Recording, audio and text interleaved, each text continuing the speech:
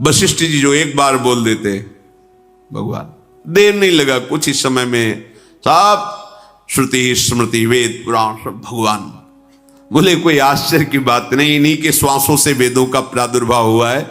ये वशिष्ठ जी के सामने जो बैठकर पढ़ रहे, ये बड़ा आश्चर्य की बात है। इन्हीं से वेदों का प्रादुर्भाव, जाकी सहज श्वास और श्रुतिचारी, जिनकी श्वासों से वेदों का प्रादुर्भाव हुआ है। विद्या का प्रभाव क्या है? गर्व नहीं, विद्या ददाति विनयम, विनय। प्रभु बड़े विनयी हैं, अपने बड़ों से जब बात करते हैं तो हाथ जोड़ के बात करते हैं। ऐसा शील, ऐसा स्वभाव, जो देखे वो लुट जाए। कितना सुख है। ये नहीं कि था, है।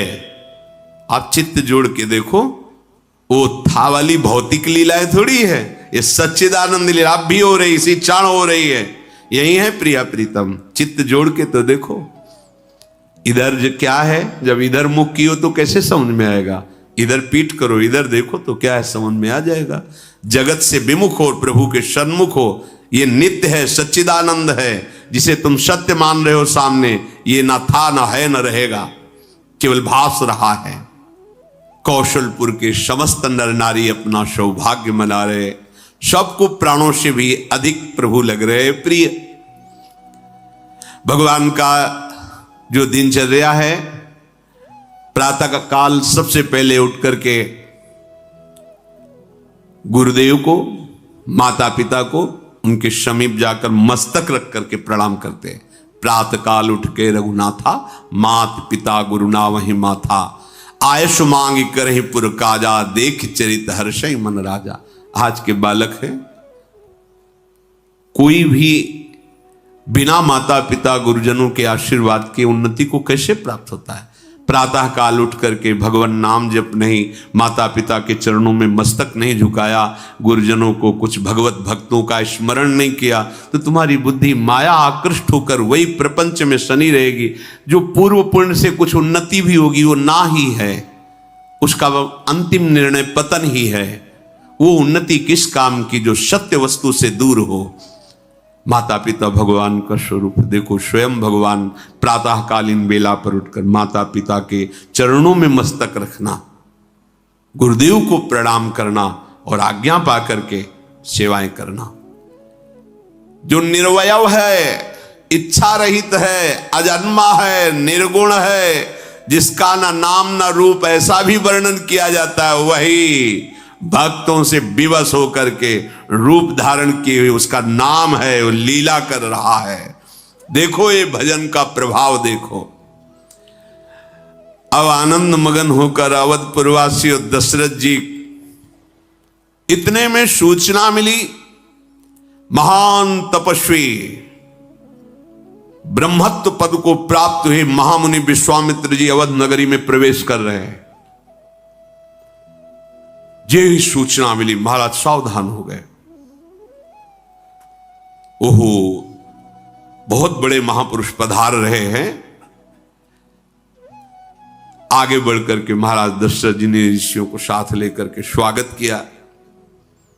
आए, अर्घपाद, बहुत सुख मिल रहा है, इधर प्रभु का सुख और इधर प्रभु के महान भक्तों का सुख।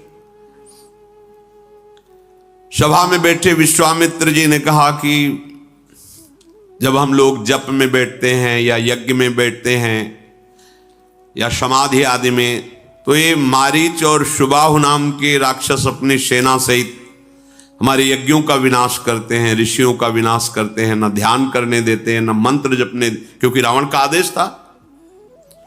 बहुत दुख पा रहे हैं ऋषिजन।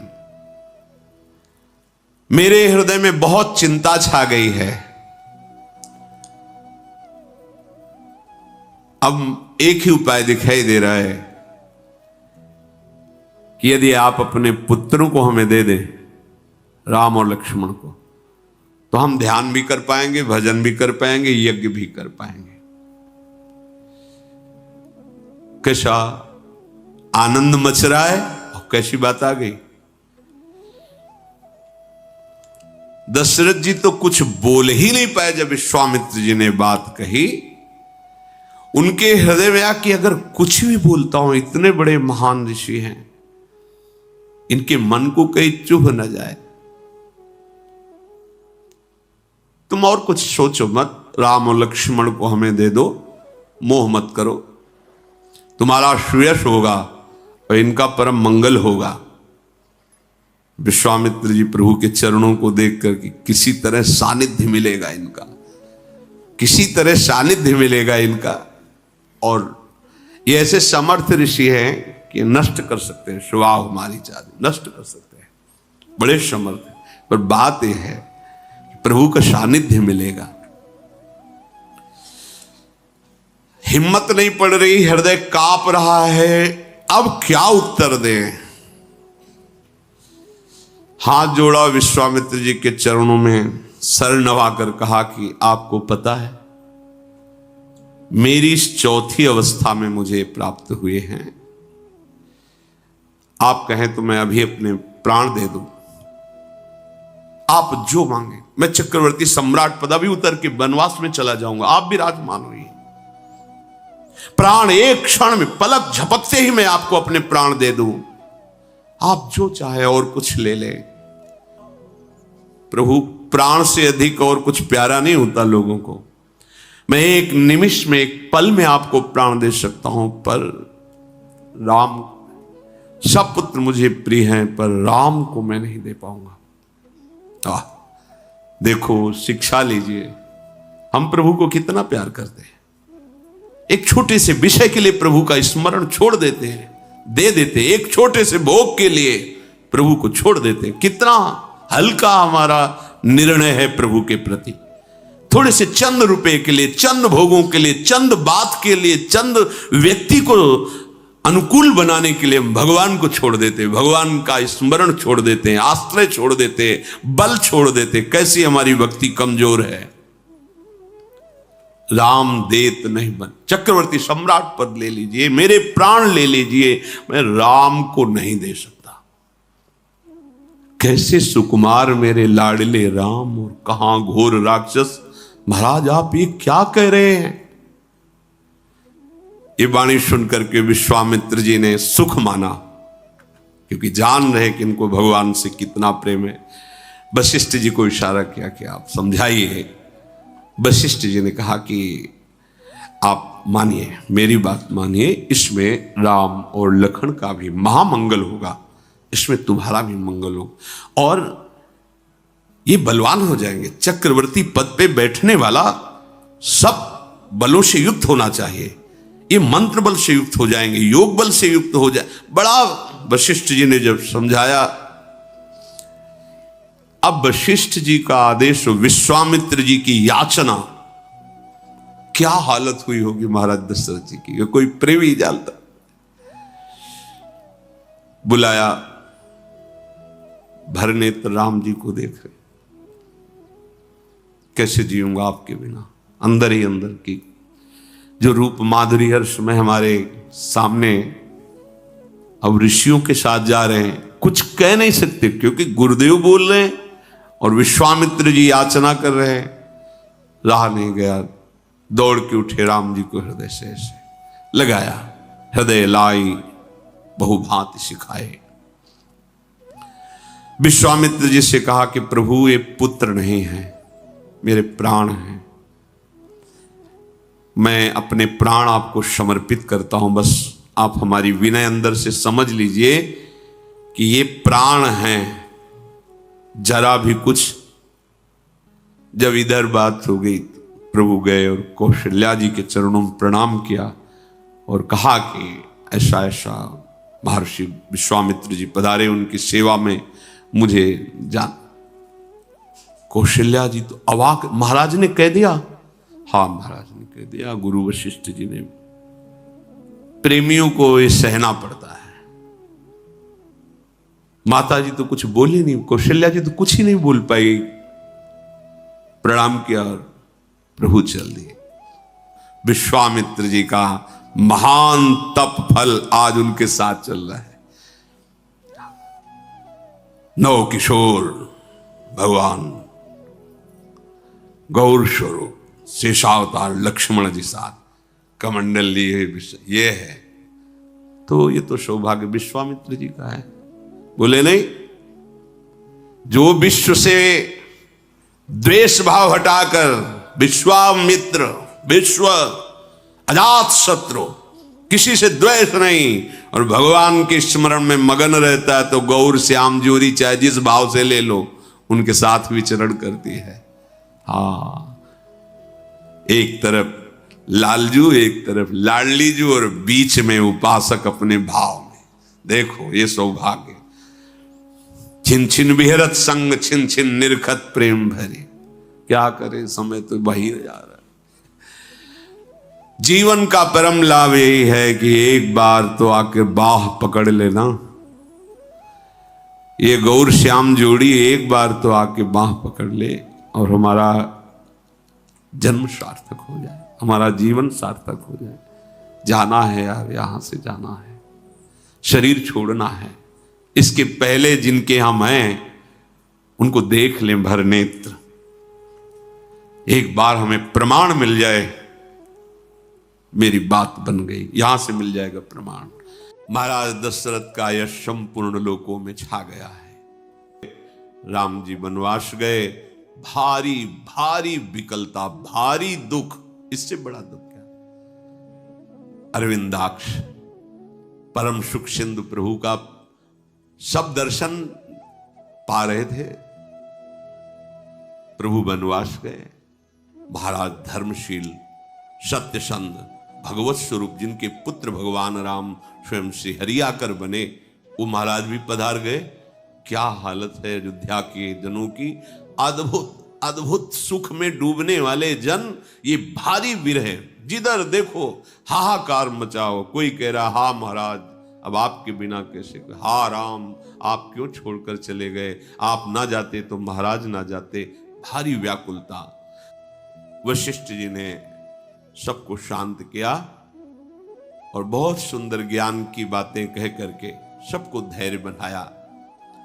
वशिष्ठ जी ने कुछ दिव्य औषधियां नाव में और तेल, उसमें महाराज के जो शरीर को विराजमान किया और शीघ्रगामी अश्व से चलने वाले दूतों को कहा दौड़ करके जाओ और भरत जी जो ननिहाल में है मामा के यहां, उनको तुरंत सूचना दो कि गुरुजी ने तुरंत बुलाया। बस ये नहीं बताना, कोई घटना नहीं बतानी, केवल इतना कि गुरु वशिष्ठ जी ने तुम्हें तुरंत बुलाया है।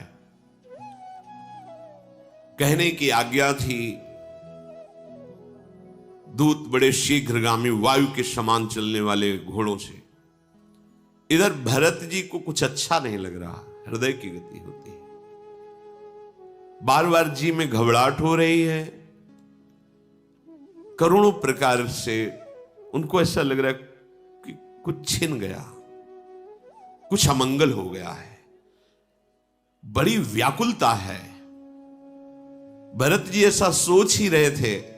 भरत जी व्याकुल होकर सोच में डूबे ही थे। इतने में अयोध्या से शीघ्रगामी जो दूत वहां पहुंच करके प्रणाम किया और कहा गुरु वशिष्ठ जी का आदेश है, आप जैसी भी स्थिति में तुरंत अयोध्या पधारें।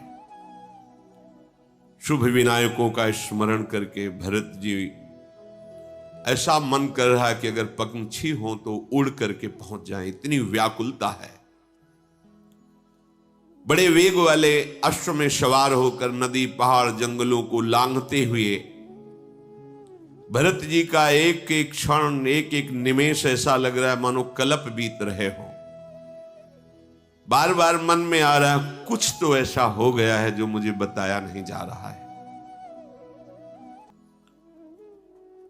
बड़ा भय लग रहा है अयोध्या की तरफ चलने में, कहीं कोई ऐसी अशुभ बात सुनने को ना मिल जाए। अयोध्या को देखा तो ऐसा लगा कि जैसे श्रीहीन हो गए। जब अंदर प्रवेश कर रहे हैं तो नगर के लोग जोहार कर रहे हैं, पर कोई ना भरत जी से आंख मिला रहा है, ना कोई उत्तर दे रहा, ना कोई बात कर रहा है। भरत जी की भी हिम्मत नहीं पड़ रही कि किसी से पूछे कि क्या हो गया है, कहीं ऐसा कोई ना बोल दे जो नहीं सुनना चाहिए। भरत जी अंदर प्रवेश कर रहे हैं तो ऐसा लग रहा है कि जैसे जंगल में दावाग्नि लग गई हो, सब पक्षी व्याकुल हो, जिधर देखते सबके आंखों में आंसू, सब उदास। एकमात्र कैकेयी मुस्कुराती हुई आरती की थाल सजा करके आगे आई। भरत जी को इसी में शंका हो गई। संपूर्ण अयोध्या अश्रु से युक्त और उदासीन, और माता मुस्कुरा रही, आरती लेके आ रही। भरत जी को ऐसा लगा कि मानो मेरा सर्वनाश इसी आरती में छुपा हुआ है। ये मंगल आरती नहीं है, ये महान शोक की आरती, क्योंकि पूरी अयोध्या शोकित और मां हर्षित। कोई न कोई कैकेयी नजदीक आई और कहा, बेटा तुम उदास क्यों हो रहे हो? मेरे नैहर में कुछ बिगड़ तो नहीं गया है? यहां महाराज पधारे पड़े हैं। बड़ी विचित्र लीला भगवान की है। जैसे जहरीले सांप में मणि विराजमान हो, तो मणि सांप के जहर का नाश करती है, मणि पर जहर का कोई प्रभाव नहीं होता। ऐसा ही कुछ है। भरत जैसी प्रेम मणि कह रही, मेरे नैहर में क्या कुछ अमंगल हो गया क्या जो तुम उदास हो? भरत जी को लगा चलो यहां तो सब कुशल है, क्योंकि अगर यहां कुशल होता तो मां पहले बताती कि उदास मत हो, ऐसा होना था, हो गया। लेकिन उधर का पक्ष पूछा, मतलब इधर सब ठीक है। तो थोड़ा साहस भरत जी के हृदय में आया और कहा, उधर सब कुशल है, सब स्वस्थ हैं, सब मंगल है। पर मां क्या यहां कुछ अमंगल हो गया है क्या? महाराज श्री कहां है और माताएं कहां हैं? तुम अकेले महल में, और मेरे प्राणाराध्य राम लक्ष्मण सिया कहां है? क्योंकि मेरा आगमन सुनकर प्रभु रुक नहीं सकते थे, वो जरूर बाहर निकलते। कहां है प्रभु? अब थोड़ा सा लीला की कैकेयी जी ने नेत्र थोड़ा उदास करके, इसमें तो बहुत ही कटुवचन जो भरत जैसे पुत्र को प्रकट किया, थोड़ी सी बुद्धि कुसंग में हो गई मंथरा के, तो आज शब्द उनको कैसे भूले गए? पापिनी। उदासी थोड़ी प्रकट करती ही कहा कि तात तुम्हें उदास नहीं होना चाहिए, मैंने सारी बात संभाल ली है। बेचारी मंथरा मेरी सहायक बन गई, नहीं तो हम तो डूब ही जाती। थोड़ा सा शोक का विषय कि महाराज पधार गए। ये बात सुनते ही भरत जी तो मूर्छित होकर गिर गए। मेरे महाराज पिताश्री पधार गए? मूर्छित होकर गिर गए। बहुत व्याकुलता और बार बार हा पिताश्री, ऐसा क्या हुआ कि चलते समय मैं आपको देख नहीं पाया? पिताश्री, क्या मेरा इतना सौभाग्य नहीं था कि आप मेरा हाथ प्रभु श्री राम के हाथ में देते और मुझे जीवन भर सेवकाई का आदेश करते, फिर पधारते? धैर्य धारण किया, संभल कर बोले, कारण तो बताइए माता, पिताजी के पधारने का कारण क्या? क्योंकि जब हम यहां से गए थे पिताजी पूर्ण स्वस्थ और प्रसन्न थे, पधारने का कारण क्या? जैसे कोई चाकू मार के फिर उसमें नमक भर दे और वो पीड़ा हो, ऐसे बचन कैकेयी जी बोली कि सुबह राम का राज्याभिषेक था, मेरे को 2 वरदान मांगने को महाराज ने कहा था, मैंने अवसर देखकर मांग लिया। एक में आपको राज तिलक और दूसरे में राम को 14 वर्ष का वनवास।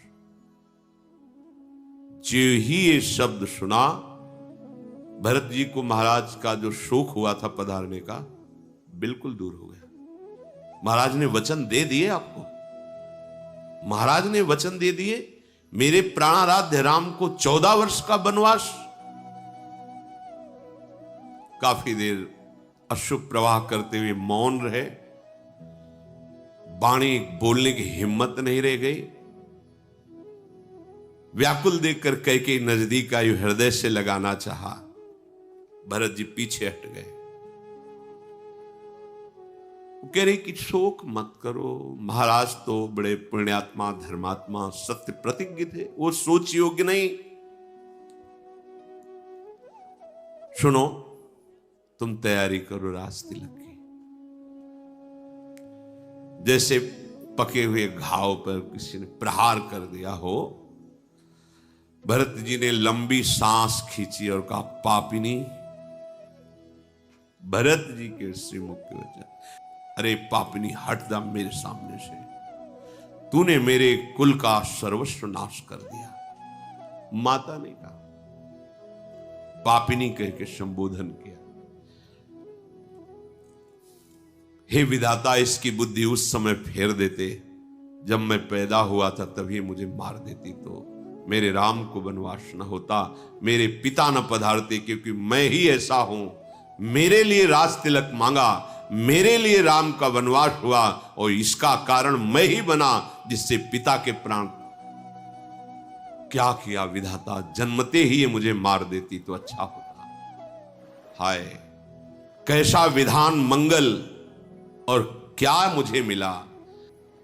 वंश मिला सूर्यवंश, और जनक अर्थात पिता मिले महाराज चक्रवर्ती सम्राट दशरथ, और भाई मिले राम लक्ष्मण जैसे, लेकिन मां बनी तू।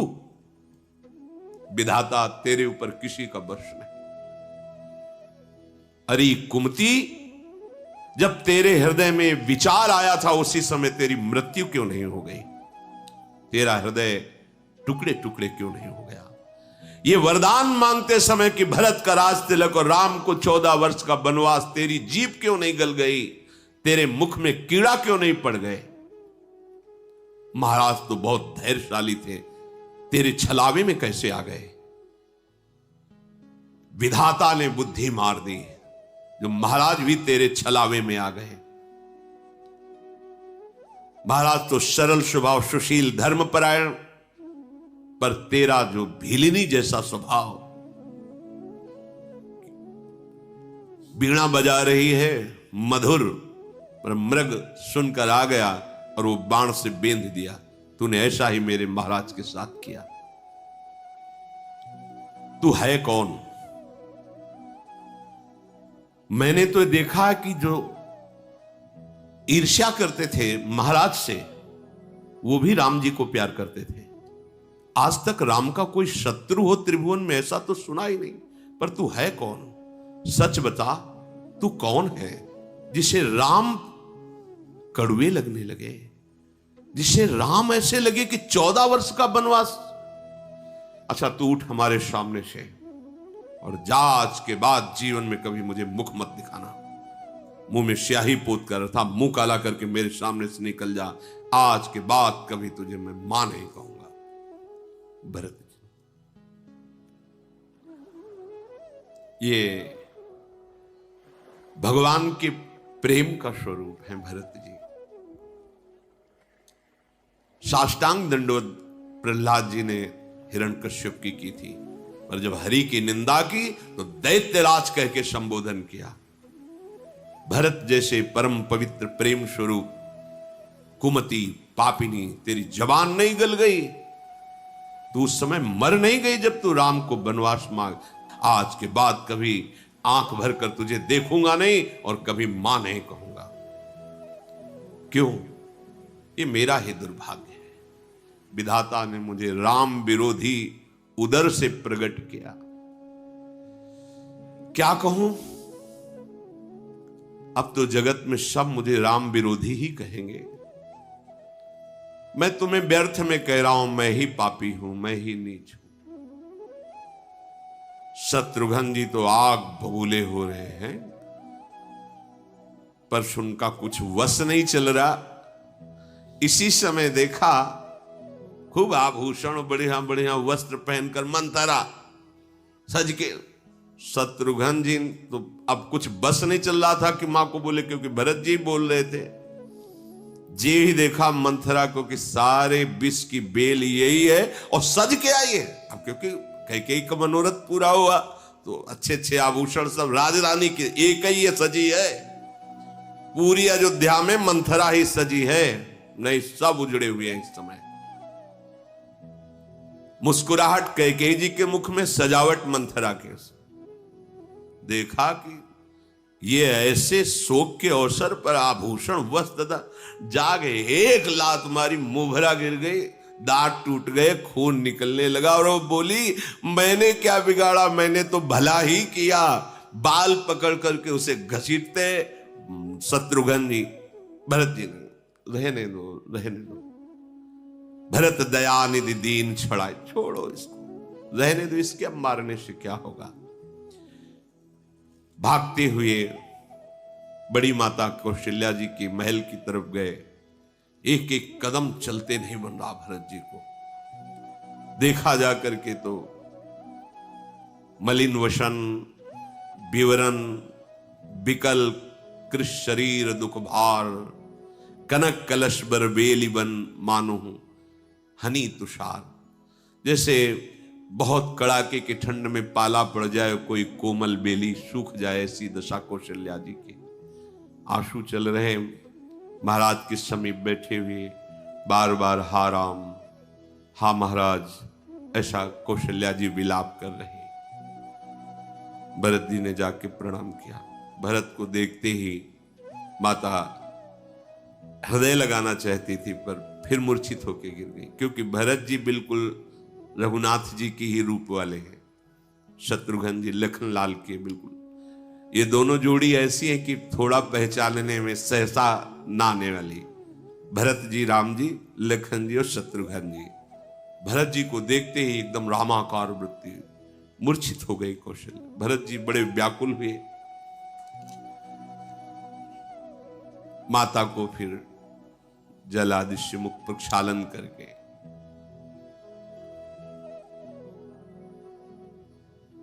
कौशल्या जी, अब वही जानता है जिसका हृदय उस प्रेम से युक्त हो। अपने लोग तो रूखे सूखे केवल कहने सुनने वाले हैं, वैसा क्या हृदय में हो रहा होगा, जिनकी जीवन वही है, जिनके प्राण वही हैं। भरत जी माता के चरणों में पकड़कर कहा कि मुझे सियाराम के दर्शन करा दो, मुझे लक्ष्मण जी के दर्शन करा दो।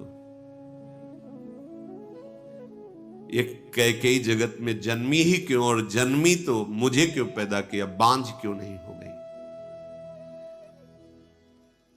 मां मैं तो द्रोही बन गया, राम द्रोही बन गया। कैकेयी ने, अम्मा नहीं कह रहे, कौशल्या जी को मां कह के भरत जी कह रहे, मैं तो राम द्रोही साबित हुआ जगत में। मेरे कारण मेरे प्रभु का वनवास, मेरे कारण वनवास होने के कारण पिता का शरीर,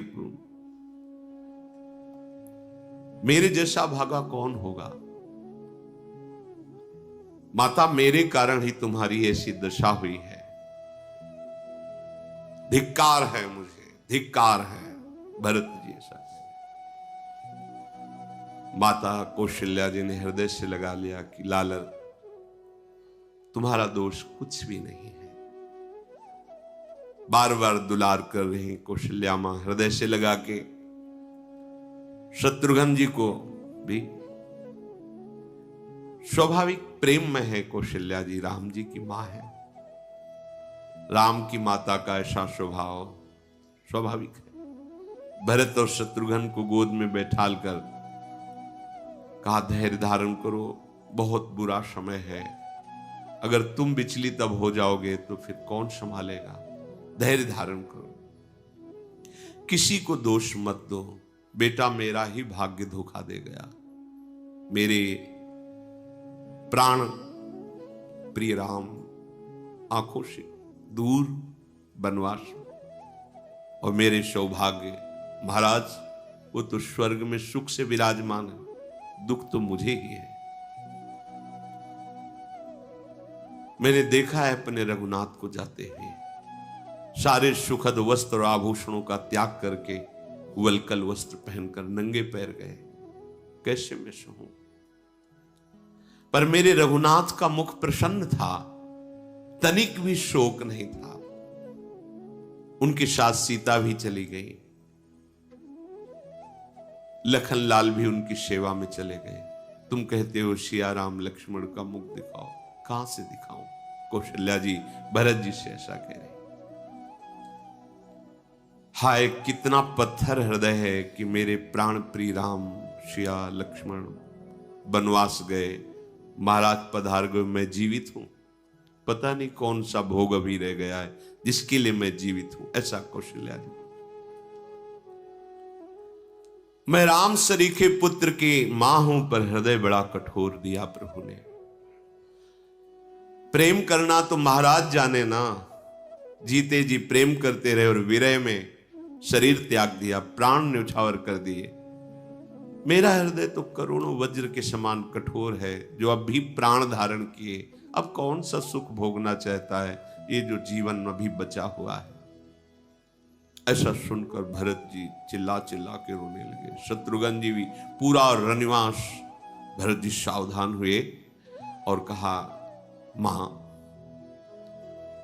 बड़े बड़े महापुरुषों के भी जीवन में कष्ट देखा गया है, आप धैर्य धारण कीजिए। मां, मैं कैसे तुमसे कहूं, जो अपने माता पिता के मारने का घोर अपराध होता है, जो गौओं की हत्या करने का, ब्रह्म ऋषियों के मारने का अपराध होता है, जो गर्भस्थ शिशु के मारने का अपराध होता है, स्त्री के मारने का अपराध होता है, वो मित्र और स्वामी को जहर देने का अपराध होता है। सारे अपराध मुझे लगे, अगर मेरा इतना भी कहीं इसमें हो, मुझे कोई पता नहीं था। कभी ऐसा ना कोई सोचे कि जो कैकेयी जी ने मांगा है, मेरे मन में या मेरी कोई तनिक भी इसमें सम्मति थी। कर्म वचन मन से जितने होने वाले पाप, महापाप, उपपाप, अगर थोड़ा भी मेरा मत या थोड़ी भी जानकारी मुझे हो तो सारे पाप मुझे लगे। मां, मुझे कुछ पता नहीं था। जो भगवान श्री हरि और महादेव जी के चरणों की भक्ति छोड़कर भयानक भूत प्रेत आदि से उनकी जो दुर्गति होती वही मेरी दुर्गति हो, यदि थोड़ा भी मत मेरा कैकेयी जी के मत में हो।